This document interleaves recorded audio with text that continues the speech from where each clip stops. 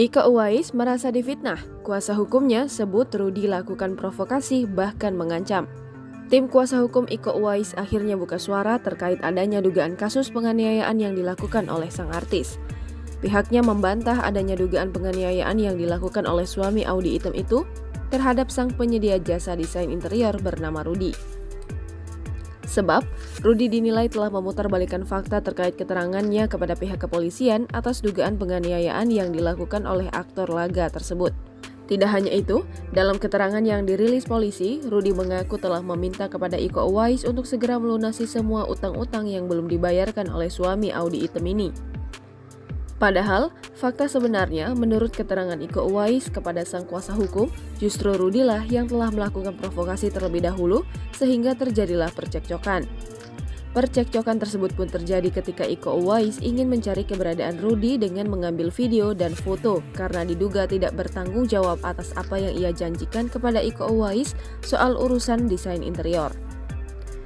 Lebih lanjut, terkait soal utang yang belum dilunaskan oleh Iko Uwais, sang pengacara mengklaim jika pembayaran telah dilakukan sang klien setengah dari yang dijanjikan.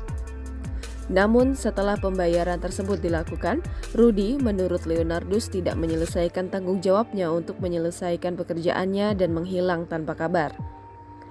Awal percekcokan terjadi ketika Rudy tidak terima diambil video dan foto terkait keberadaannya di rumah dan berteriak hingga memaki kepada pemeran film The Raid itu.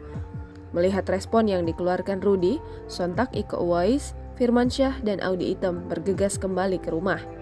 Namun pada saat ingin menghentikan tindakan yang dilakukan istri Rudy, justru Leonardus mengklaim jika Rudy yang melakukan penyerangan lebih dulu kepada kliennya itu. Penganiayaan itu dilakukan Rudy ketika ingin memukul dengan menggunakan tutup tempat sampah ke kepala Firmansyah yang juga ikut melerai Iko dengan Rudy. Iko Uwais pun mengalami luka memar di bagian perut sebelah kiri, pundak, dan tangan. Atas kejadian itu, Iko Uwais melaporkan Rudy ke Polda Metro Jaya dengan pasal 351 KUHP tentang penganiayaan dan pasal 310 dan 311 KUHP tentang pencemaran nama baik pada Selasa 14 Juni 2022. Jangan lupa subscribe, share, komen, dan like ya!